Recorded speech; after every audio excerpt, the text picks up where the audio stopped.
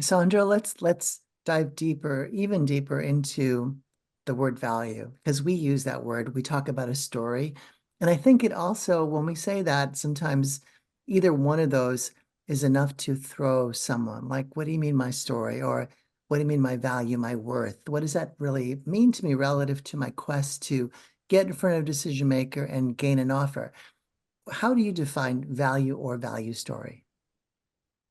Well, when I talk to an executive and ask them if they know their value proposition, 99 times out of 100, they will start dissertating their experience and their skills and their accomplishments.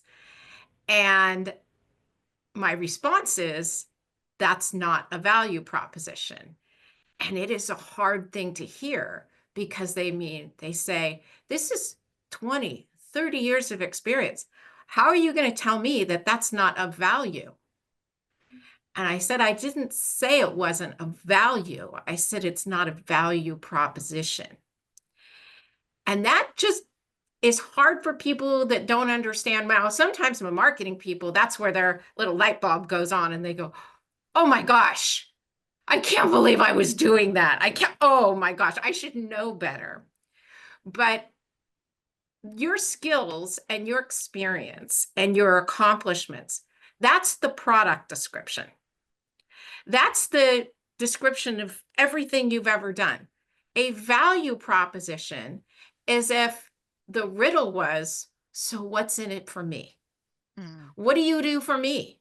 How does that all mean to me? Now, here's part two of what is really hard for accomplished people. What do you mean you can't just look at my experience and understand how that adds value? Well, here's where executive job search is different because of who your audience is. So you go throughout your career and you have bosses, let's just say, that do exactly what you do, but at a higher level. And they can look at your background, just like an engineer can look at code and determine exactly how that's going to add value to the department or the organization because they're an expert. Well, what happens when you get to the executive level, you're not marketing yourself to experts anymore. You're marketing yourself to stakeholders. These are investors. The people you are marketing yourself to are investors. They are people with the vested interest. They're the stakeholders of the outcome of what it is you're going to make happen. And mostly, they're not an expert at what you do because if they were, they wouldn't need you. And that's what makes it an executive role. So now, for the first time in your career, all that experience you have needs to be put into a translation machine of what's in it for me. So next time you hear the word, I got to market myself, don't worry about it. Don't panic. All it means is it needs to be put into a translation machine to what it means to the outside world. So when we do our value discovery sessions with people, because we actually do them with everybody we work with on a job search, because even if you think you know your highest and best use case and what you want to do, you still don't really know how you differentiate from the competition. That's all part of it. And then we take that and translate it into the what's in it for them. Your experience, your skills are still what is actually getting the job done. So essentially, that's the value to you.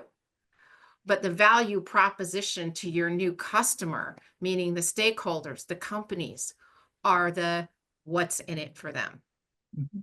Can I add one thing to that too? So Or I've spent 35, probably almost 35 years, but I've been on the other side. I'm on the corporate side. So what Saundra's saying is spot on. So I want to tell you what I'm thinking about and what the managers, the decision makers, the search committees, what we're doing. First and foremost, the reason why you're a finalist, even meeting with the executives, is that your background had at least what we think to be successful in this role. But once you start interviewing, the mistake that some executives make is they spend too much time talking about how they were successful at their past company XYZ. That's not what I'm looking for. I want to know that you're the right person for this job. So just shift it ever so slightly to talk to me about how you can be successful in this role. But you need some intelligence. So when the recruiter first reaches out to you, I need you to start asking questions. First of all, you should be making an evaluation of whether or not you even wanted this job, because in some cases, particularly in today's job market where there's hundreds of people applying to jobs, if I'm not required, sometimes some companies at Harvard, we were a federal contractor. So our jobs were audited by the government. So we were required, unless it was an internal promotion, to post a position. So I had to post it. But if I'm not in that situation, I am not going to post an executive level job. I'm going to do the internal kind of searching for my candidates. So when I find somebody, I know they're solid. Oh, let me mention something too. Um, because the search committee is made up of executives, there's only going to be probably 2 or 3 finalists. I, as the leader of HR that's managing this search, cannot tax these very senior level managers, stakeholders, board of directors, whoever's on this search committee, by having 5 or 6 candidates. So you're going to be competing with 1 or 2 people. So the way to kind of shift things based on what Saundra was saying, give that value story. Don't weigh so heavily on what you've done in the past. Talk about how you're the right person. You're going to have to ask questions when the recruiter reaches out to you. Why is this job open? What are you looking to accomplish? What are your pain points? Even ask another question. Um, when a job gets open, HR does go through the job description and looks at them. But in some cases, there are things that are not really in that job description that we're looking for in this next position. It's one of those things that's under additional duties, but it might be critical. So you might want to ask the recruiter when they reach out. So what is it? Like in some cases, you might have to collaborate with another department who comes to you to ask for your expert finance advice. So you want to talk about how you collaborate with other departments, which you might not weigh heavily on because you didn't ask questions ahead of time. So when you're in the interview process, you're talking more about how you're the successful candidate. Now, I will tell you, there is one thing that I add to my own personal interview. So I'm going to give you this tip. When I've been on search committees and the candidate is doing everything right, they're talking about the success and how they could solve the problems that we have, because like jobs, there's a problem today. That's why this job is open, but every job evolves, just like recruitment evolves. So I want to identify someone who's strong that I know can solve my problems, not just today, but going forward. But one of the things I will say is that you might be giving solutions that the entire search committee is sitting back and saying, we tried that. It didn't work.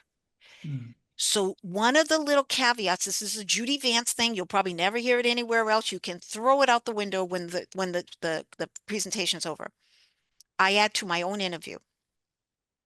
I'm giving you my best case scenario from the little bit of information I've been able to glean from this interview process.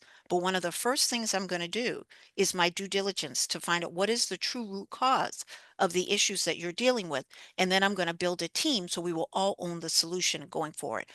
I say that, but that is the truth of how I operate, because too many times I've gone into an organization and in the interview process, everybody told me the problem was X. And when I got to the problem was Y. So I say that, but I also say that to help in the interview process so that if I'm suggesting good ways of solutions, but they've already tried them and they didn't work because I don't understand the culture of the company, or how it's structured, or what some of the legal ramifications are, that restrictions that I can't do, I add that little piece in there. So I would say, just give yourself some some buffer zone, something, you can say, okay, because you are strong, but you just don't know enough about the organization yet to be able to really answer some of those questions they might be asking.